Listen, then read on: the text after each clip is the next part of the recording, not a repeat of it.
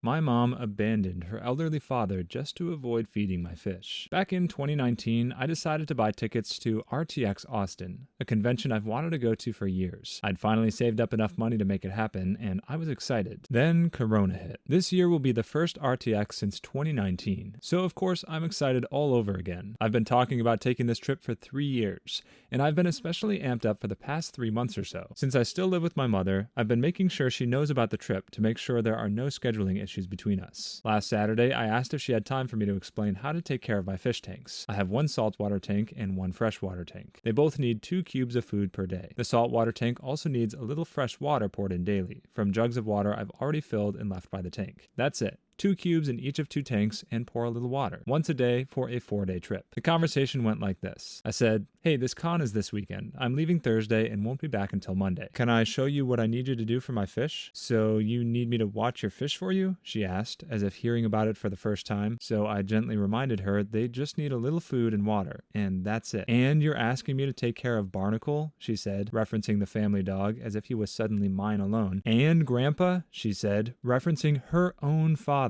I cautiously agreed. "So," she said, "it's not just the fish then." Now for context, my mom loves traveling. She goes on at least 2 or 3 trips a year, often for a week or more. This past December, she went ziplining in Costa Rica for 2 weeks, a trip she'd planned with my aunt and uncle for months. For further context, her mother was in hospice at the time. She passed in January, so my mother's trip coincided with literally the last few weeks of my grandmother's life. While my mother was ziplining, I had to make sure Grandma was properly cared for, waking up twice a night to turn her and check her respirator. I literally told my mother before the trip, "Do not worry about anything at home. I've got this. You go and relax." Because I knew the stress of seeing her mother so near the end was weighing on her just as much as it was me. There have also been numerous other trips my mom has taken where I had to care for my grandmother and the dog in less dire circumstances. My grandmother had Alzheimer's for about 8 years, so it was a slow and steady decline. I was also there for her when my mother went on her week-long trips. I was naturally frustrated over her reaction when it was finally my turn to leave home for a bit and have fun. So I stood up for myself, explaining that I felt upset and disrespected, like she was trying to guilt me over this 4-day trip. I told her I didn't like her implication that the responsibility for my fish, the dog we've had for 10 years, and my grandfather, who by the way has a home attendant for most of the day, were all being unfairly dumped on her. She explained that she works overtime every day. I get this, since I always work 10-hour shifts at my own job. And then she admitted that she just plain didn't want to do it. She said she doesn't want to have to take care of everything, but she has to because she has no choice, and that she's allowed to be annoyed and upset. I was still frustrated, but I decided to leave the conversation there. As frustrated as I was, pushing the confrontation further just would have led to a huge fight, and I'm not trying to have that just a week before my convention. Except today, I found out that she's scheduled some renovations on her second home upstate. They're scheduled to arrive during the convention. She only just scheduled them yesterday. I don't even know what to say. She's going to leave Barnacle with my aunt, who's even less responsible than she is. My grandfather will be in the house alone after the home attendant leaves at 5 every day. My fish can get effed in the gills. I'm not the kind of person who hangs out all night at parties or anything like that. Never have been. This weekend is literally the first time I'll be away from home by myself in my entire life. It was planned 3 years ago, but my mom respects me and my time so little that a week before the con, and days since I explained to her that I needed help taking care of things at home, she scheduled renovations for the exact weekend I needed her. I'm so angry right now that she's relied on me every time she's gone on vacation, yet adamantly refuses to give me the same courtesy while I take my first vacation ever. The craziest part of this story is that the OP's mother almost sounded sympathetic before she scheduled the renovations. Saying she was annoyed might have made her sound ungrateful for everything he's done for her in the past,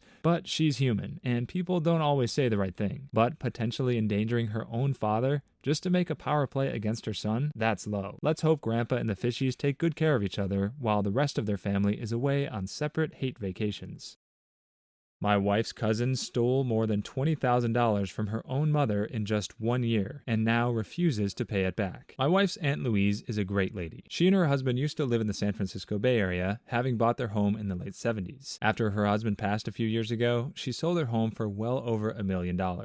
and moved back to live closer to her family where she grew up in the farming areas around Southern California. She's in her late 60s. Aunt Louise has 3 children, who are all in their 40s. The 2 oldest are nice, normal people. In fact, I'm getting this story from Louise's oldest son, but her youngest, Kay, is a real piece of work. She meets all the criteria for a diagnosis of narcissistic personality disorder. This is just one of literally dozens of stories I could tell. Kay divorced her husband about a year ago. She hadn't been happy, which she never is, and figured the final way she could use him was to clean him out in the divorce. She'd later find out that their constant refinancing of their home to pay down credit card debt meant there was almost no equity in the house, and since he'd been foolish enough to keep cashing in his 401k, he had no retirement account for her to plunder. I heard that when all was said and done, she got less than $10,000 in the divorce. She got to keep her car, and would always buy a new one every couple of years, and proving how twisted the court system is, she suffered the grave injustice of having to make her own car payments. Clearly, this was not going to fund her lifestyle. So she started running to Aunt Louise for a loan every single month. Because while normal people see Aunt Louise as a really nice person, Kay sees her as an ATM. After about $20,000 in loans over just the past year, Aunt Louise finally asked Kay when she would start paying her back. At this point, without any shame at all, Kay asks Louise, "Can the loans be an advance on my inheritance?" I can't quite wrap my head around how someone can basically just say, "You're taking too long to kick the bucket, Mom. Give me my money now." It's a pretty ballsy remark already, but eager to double down, Kay followed it up with, "Oh, and I'm going to be a little short on rent this month. Can I borrow $2,000? To give some perspective here, Kay has claimed her rent is $2,200 a month. So with less than a week to go before rent is due, Kay has, or so she claims, less than 10% of her next payment. Louise initially said no, but then Kay launched into her standard tactic of passive-aggressive, "oh, woe is me" posts on Facebook. Aunt Louise finally relented today, much to the chagrin of everyone who hates seeing this poor woman exploited. Sadly, there's no comeuppance or karma for Kay. Emotionally manipulating her own mother for 20 grand a year is her only job, and she believes she's underpaid. This is definitely the wrong takeaway here, but are advances on inheritance really a thing? If so, giving this woman exactly what she asks for and letting her suffer the consequences later might actually be the best payback ever. My husband stole my father's inheritance from our pregnancy fund to buy his buddy a new car. To start off, I want to say that my husband has an old friend that he's known since high school. They're completely inseparable and spend the entire week together. They're really, really close. My husband and I have struggled with fertility issues for years. We recently started in vitro fertilization in the hopes of having at least one child together. Note that I saved for the majority of the treatment, while my husband only paid between $2,000 and $3,000. The first treatment failed. It was a huge, heartbreaking disappointment, but that's just how it goes with these treatments. So we saved up for another round. This time I put all the money up myself, including my father's inheritance, and my husband didn't pay a cent. Last week I found out that he secretly pulled out $7,000 from our $11,000 in savings. I was completely and utterly shocked. I confronted him, and he casually reminded me how many times his best friend has complained about his old junk car. So my husband decided to lend him $7 grand to buy a decent one. His argument was that his friend would have done the same for him. I was beyond livid. I asked if he really thought that was okay, and he said that I shouldn't worry. He guaranteed his friend would pay us back in time. I lost it on him. I immediately demanded his friend send the money back, and I threatened his friend with police involvement in case he refused. His friend immediately returned the money, but told my husband about the police thing. My husband came home and yelled at me, calling me unhinged and selfish. I told him I used my inheritance for this treatment and saved up the rest of the money while he contributed nothing, even though we're supposed to be in this together. He corrected me, saying I'm the one with the problem, and he thought it was only fair that I make up for it by paying for the in vitro myself. This hurt so badly that I just couldn't argue anymore. He went to stay with his friend, while constantly shaming me for how I treated them both, especially for involving the police, as if they'd stolen from me or something. This post drove the commenters crazy, trying to figure out what the husband's deal is. Does he not actually want kids? Does he want them so badly that insulting his wife for her medical issues felt justified? Or does he just really love his dude friend that much more than he loves his wife? And what would you do in her shoes? Was she right to threaten getting the police involved, or was there a better way to handle things?